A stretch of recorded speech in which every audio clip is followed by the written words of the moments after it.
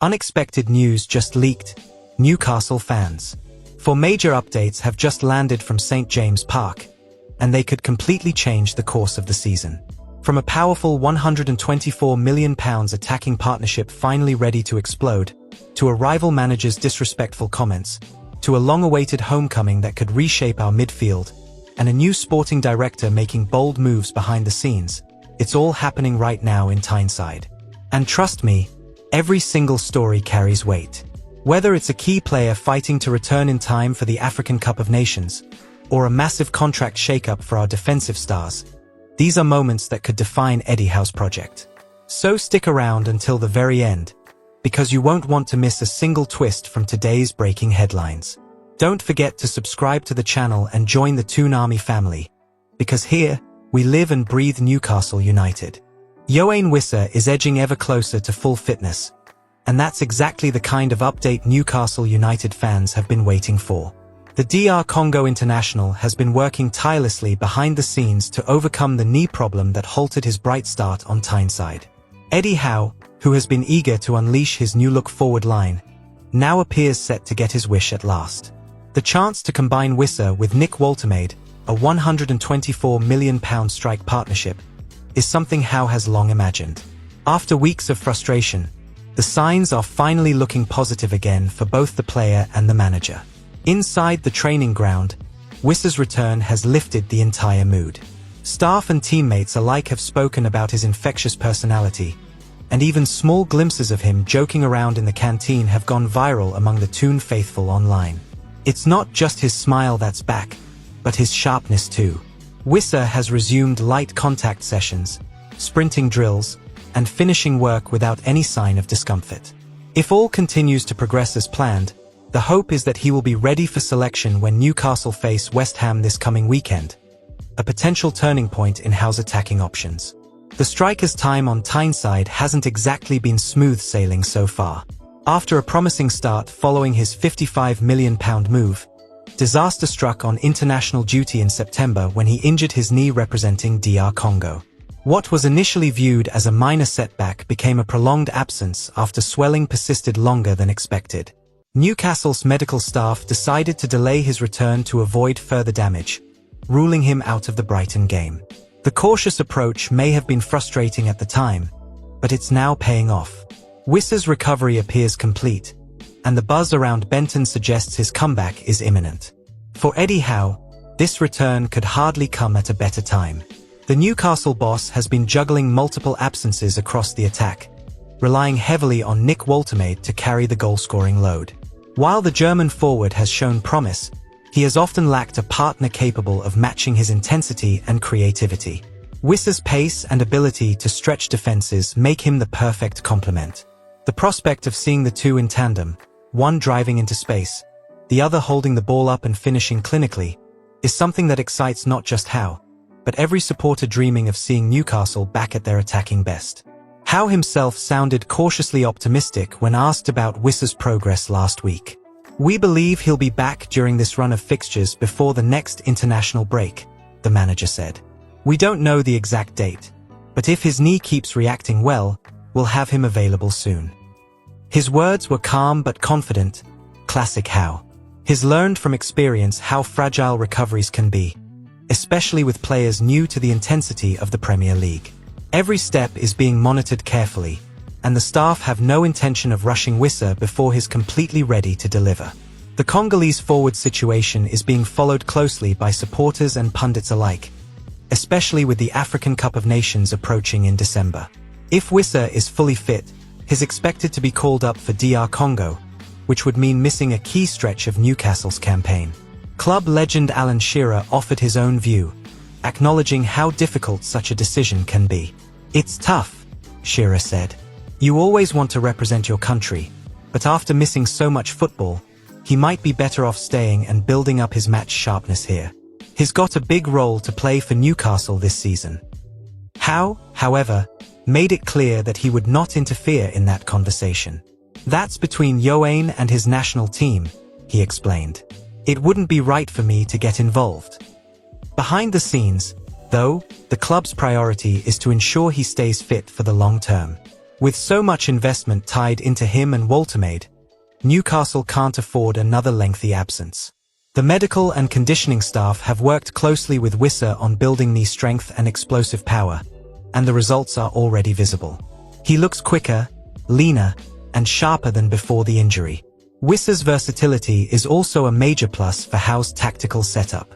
He can play through the middle, drift wide, or drop deeper to link play with midfielders like Bruno Guimaraes and Sandro Tonali. This flexibility gives Howe the chance to rotate formations depending on the opponent, something he hasn't been able to do much this season. In training, reports suggest Wissa has been particularly effective in small-sided games, pressing high and linking well with Woltemade. The chemistry between the two has been growing rapidly, hinting at a partnership that could explode once match fitness returns. There's also a psychological boost to consider. The squad has been through a difficult spell with injuries and inconsistent results, but having a new signing return can lift everyone's spirits. It sends a message that progress is being made, that the project is still on track. Wissa's smile, energy, and determination remind everyone of the excitement that surrounded his arrival in the first place. Supporters remember the glimpses of brilliance he showed before getting hurt, the pace, the power, the willingness to take risks. That hunger hasn't faded. If anything, it's stronger than ever. As Newcastle prepare for a critical run of fixtures, the timing of Wissa's comeback could be season-defining. A fully fit Wissa, combining with a confident Nick Woltemade, gives the Magpies something truly special up front. It's not just about goals, it's about balance, chemistry, and belief. After months of setbacks, Howe might finally have the attacking firepower he's been dreaming of. The fans can sense it too. The return of Yoane Wissa doesn't just strengthen Newcastle's front line, it reignites hope, energy, and ambition across the entire club. The £124 million partnership is ready to take flight. Oren Slot has stirred controversy across Tyneside after suggesting Newcastle United are a smaller club than Liverpool. The remark came in his post-match press conference following Liverpool's 5-1 Champions League win over Frankfurt, where he discussed the condition of Alexander Isak. The Swedish striker suffered yet another groin injury, cutting short his latest attempt to regain full fitness. For many Toon fans, the timing of Slot's comments and the disrespectful tone have left a bitter taste. It's a remark that has reignited the rivalry between Newcastle and Liverpool, still fresh from that dramatic League Cup final. The Dutch manager's words came when he was asked about Isak's fitness issues and how players adapt to new clubs. Instead of offering sympathy, Slot chose to draw a comparison between Liverpool and Newcastle, implying that expectations and standards are higher at Anfield. "You can't compare a player who didn't train in pre-season at a smaller club," he said. "It's different when you join a club like Liverpool." The tone was clear enough, and Toon supporters were quick to take offense. Social media exploded with fans accusing Slot of arrogance and disrespect towards a club on the rise. Alexander Isak's situation has been complicated for months. Last summer, he refused to train or play amid tension with manager Eddie Howe, hoping to force a move. The fallout strained their relationship, though both men have since tried to move forward. Howe has insisted the matter is behind them, but incidents like this latest injury only add frustration. Newcastle invested heavily in Isak, seeing him as their future talisman. When fit, he's one of the most clinical forwards in the league. But his recurring muscle problems have become a serious concern, limiting his availability when the team needs him most. Slot's comments about Isak's preparation raised eyebrows, especially given the striker's disrupted preseason. After missing much of the summer through self-imposed absence, Isak struggled to reach full sharpness once competitive games began. "It depends what the player did when he wasn't training with the team," Slot added. "If you arrive at a new club as a big signing, but haven't trained properly, there will be consequences." The implication was obvious. Isak's own choices had contributed to his ongoing struggles. Whether intended or not, the Liverpool boss's words felt like a pointed criticism. Eddie Howe, always calm under pressure, refused to be drawn into a war of words.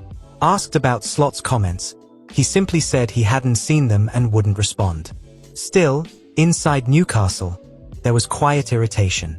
Many feel that the club has worked hard to rebuild its reputation, and comments like slots undermine that progress. Newcastle are no longer the struggling side of old. They're a Champions League team with world-class facilities, record-breaking signings, and one of the most passionate fan bases in world football. Calling them smaller feels out of touch with reality. For Isaac, this latest setback comes at a time when he can least afford it. He'd recently returned to the Sweden national team, featuring in September's fixtures after missing most of pre-season. Those appearances came too soon, according to Newcastle's medical staff, who had warned against overloading him. Slot himself acknowledged the fine balance players face. "If you miss pre-season, some cope well and others don't," he said. "Unfortunately, some get injured again." It was a fair observation, but again, by linking that to Newcastle's supposed status, he reignited a storm he could easily have avoided. Among Newcastle fans, memories of that 2-1 League Cup final victory over Liverpool remain vivid. The win symbolized how far the Magpies had come under Eddie Howe. To now be branded smaller by a manager who wasn't even in England at the time feels deeply disrespectful. Local radio phone-ins were flooded with furious supporters demanding an apology.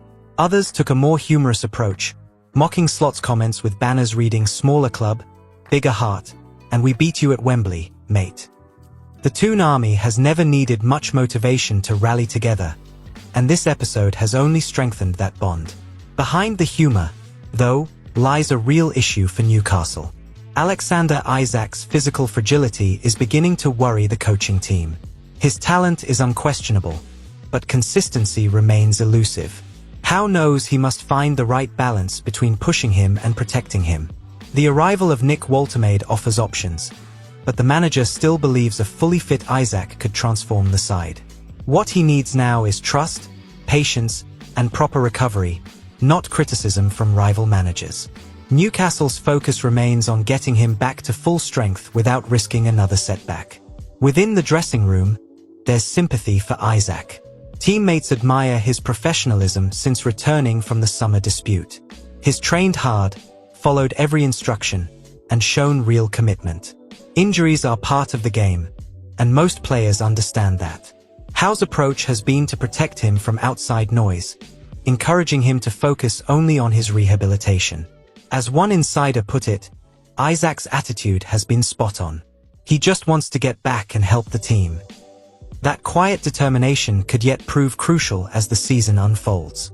Ultimately, this story isn't about Liverpool's arrogance or Isak's mistakes. It's about Newcastle's growth. Being called a smaller club by a rival manager is, in some ways, a sign of progress. It shows that the Magpies are now seen as a genuine threat. Slot's words may have been careless, but they've only fueled a fire that already burns bright in Tyneside. For Howe, the challenge is simple. Keep his squad united, get his star striker fit again, and let results do the talking. The best response to disrespect is victory, and Newcastle know exactly how to deliver that. Eddie Howe has never been shy about refreshing his Newcastle United squad, and the latest reports suggest a major change could be coming in midfield. Joelinton's place, once untouchable, may now be under serious threat. The Brazilian has been a powerhouse since being reinvented as a midfielder, but recent performances have left the door open for someone younger and sharper. That someone could be none other than Elliot Anderson, a Geordie lad who knows St James Park inside out and is reportedly keen on a sensational return to Tyneside. Anderson's name is on everyone's lips again because Newcastle are actively looking to level up the squad. Howe wants players who not only maintain standards but push them even higher. At just 23 years old, Anderson fits that mold perfectly. He's technically gifted, physically strong, and has matured into a complete midfielder since joining Nottingham Forest. Many inside the club believe he's developed into exactly the sort of player Newcastle need as they prepare for another step forward under Howe's leadership. When Newcastle sold Anderson to Forest in 2024, it was a painful but necessary decision. The club faced strict PSR, profit and sustainability rules, limits, forcing them to cash in on the homegrown talent for £35 million to avoid potential points deductions. Even at the time, the move felt like a temporary separation rather than a permanent goodbye. The deal contained no buyback clause, but there's always been a sense that Anderson's path and Newcastle's would cross again one day. Now, that day might be closer than anyone imagined. In Nottingham, Anderson has blossomed into a key figure. His performances have caught attention across the Premier League. Dynamic, composed, and full of confidence. His dictating games, breaking lines, and showing the kind of intelligence that coaches crave. Forest fans adore him, but they also know the lure of his boyhood club could be too strong to resist. The I-Paper recently confirmed that Anderson would love to rejoin Newcastle if the opportunity arose. It's not a demand to leave, but rather a sign of loyalty and unfinished business back home. For Newcastle, the appeal is obvious. They need a long-term replacement for Joe Linton, who turns 29 this season and has struggled with injuries and form. While his power remains a major asset, his touch and ball retention have been inconsistent. Anderson, by contrast, offers control and creativity while still possessing the physicality needed to thrive in Howe's high-intensity system.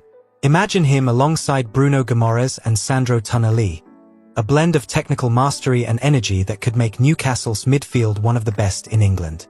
Inside the club, there's already talk about what it would take to bring Anderson back. Unfortunately, Forest would demand a hefty fee, likely over £100 million. That figure would smash Newcastle's current transfer record, set by the £69 million signing of Nick Woltemade. Still, some believe it could be worth it. Anderson's potential resale value, age profile, and connection to the city all make him a unique investment.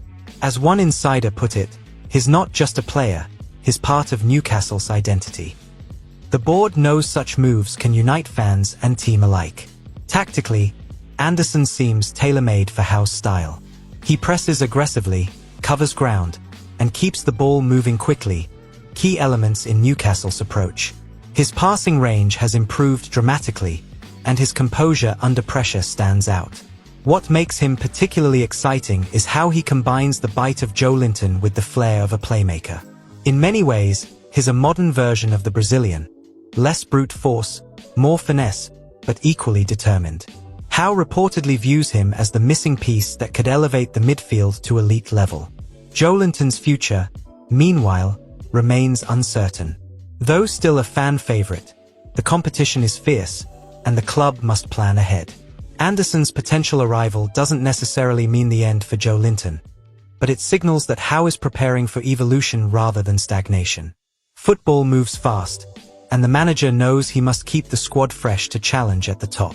With Anderson only 23, he represents the kind of youthful energy that can drive Newcastle into their next era, not just as a squad player, but as a leader of the new generation. The emotional side of this possible reunion shouldn't be overlooked. Anderson grew up dreaming of wearing black and white at St. James Park. Leaving the club in 2024 was a heartbreaking moment for both player and fans, but he handled it with maturity. To see him return now, older, stronger, and ready to make a real impact, would be a story that resonates deeply with supporters. It's rare in football to see a homegrown talent leave, succeed elsewhere, and then come back to fulfill their destiny. Anderson could be that story for the modern Newcastle era. For now, everything depends on negotiations and financial realities. Forest won't let him go cheaply, and Newcastle must respect the league's financial framework. But the ambition is clear. The Magpies are no longer content just to compete, they want to dominate. Bringing Elliot Anderson back as Joe Linton's long-term successor would send a strong message to the rest of the Premier League. It would show that Newcastle United are planning not just for today, but for the future. The Geordie Maradona might finally come home, ready to take his rightful place in Howe's evolving masterpiece. Ross Wilson has barely unpacked his bags in Tyneside, yet the new sporting director has already made a huge impression at Newcastle United. Just 2 weeks into his tenure, Wilson has begun outlining his plan to bring long-term stability and structure to the club's football operations. After a period of behind-the-scenes uncertainty and leadership changes, his arrival has been welcomed warmly by staff and supporters alike. Eddie Howe, who endured a difficult relationship with former sporting director Paul Mitchell, has spoken positively about Wilson's approach and professionalism so far. Wilson's main focus, according to reports, is to secure the futures of two of Newcastle's most promising defenders, Sven Botman and Tino Livramento. Both players are viewed as crucial to Howe's project, and Wilson is determined to extend their contracts before rival clubs can test Newcastle's resolve. TalkSport revealed that these renewals are his top priority as he begins to settle into his new role. It's a statement of intent that fits perfectly with the club's long-term vision, keeping their young core intact rather than rushing into expensive January transfers. Botman's situation is particularly pressing. The Dutch centre-back has just over 18 months remaining on his current deal, and interest from top European clubs is growing. Wilson knows how quickly situations like this can escalate. A player entering the final year of a contract becomes a target overnight. By acting now, he aims to secure Botman's commitment for years to come. The 24-year-old has been one of Newcastle's most consistent performers, combining composure on the ball with dominant aerial ability. Losing him would be a disaster. Tying him down is a top priority. As for Tino Livramento, his rise has been nothing short of remarkable. Since arriving from Southampton, the young fullback has exceeded expectations, becoming a key figure in Howe's rotation and even catching the eye of Gareth Southgate for England duty. Manchester City have been monitoring his situation closely, impressed by his versatility and attacking instincts. Wilson recognizes the risk of losing a player of his caliber and wants to reward him with a pay rise that reflects his progress. For Tino, it's not just about money, it's about feeling valued at a club where he's flourishing. Behind the scenes, Wilson has also been working to strengthen Newcastle's football infrastructure. He's reviewing scouting networks, youth development, and the integration between the men's, women's, and academy teams. Having previously worked at Rangers and Nottingham Forest, Wilson is known for his structured and analytical approach to recruitment. It's about building systems that last, he said in his first internal meeting. We're not chasing short-term fixes. We're building a foundation for sustainable success. Those words have already reassured many who feared instability after recent backroom changes. Eddie Howe echoed that optimism in his press conference earlier this week. It's the start of a new relationship, he told reporters. Ross brings a wealth of experience from big football clubs. We've already had productive discussions about how to grow the infrastructure and processes that will ensure long-term success. I'm really excited about what he can bring. Howe's public backing is significant.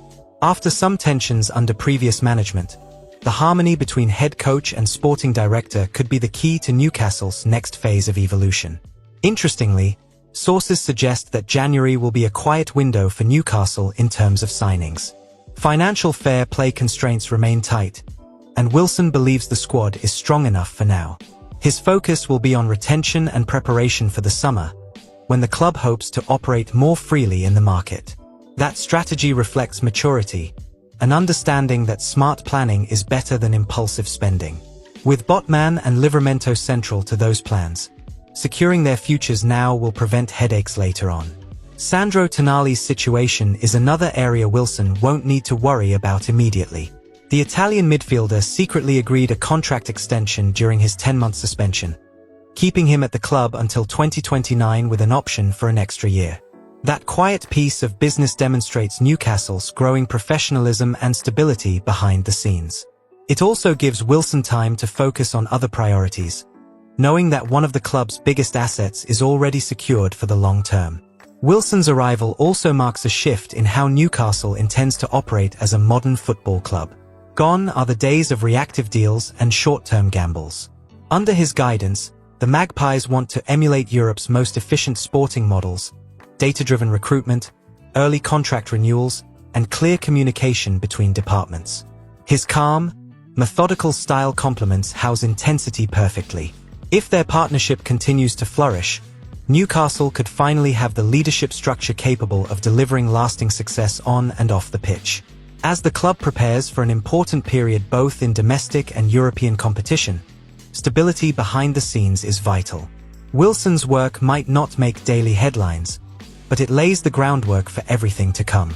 By prioritizing key renewals and improving internal structures, he's building the backbone of Newcastle United's future. Howe summed it up best: we're not just building a team, we're building a football club. With Wilson steering the long-term plan, the future on Tyneside looks brighter than ever. For powerful stories, Newcastle fans, and each one shows just how alive this club is right now. Yoane Wissa's return could finally unlock that £124 million strike partnership with Nick Woltemade we've all been waiting for. Meanwhile, Oran Slot's smaller club insult has only added fuel to the fire. The perfect motivation for Eddie Howe's men to prove everyone wrong once again on the pitch. Then there's Elliot Anderson, the Geordie lad who might just come home to replace Joe Linton, and Ross Wilson, already bringing calm and structure to the club behind the scenes. So tell us, Toon Army, do you believe Wissa and Woltemade will take our attack to another level? Should Newcastle bring Anderson back home? And do you trust Ross Wilson to deliver Howe's long-term vision? One thing's certain, Newcastle United are building something special. And you, the fans, are at the heart of it all. Keep your heads high, keep believing, and keep the black and white passion alive. Because the future belongs to the Magpies, and the best is yet to come. Wait, before you go, check out this breaking video from Newcastle.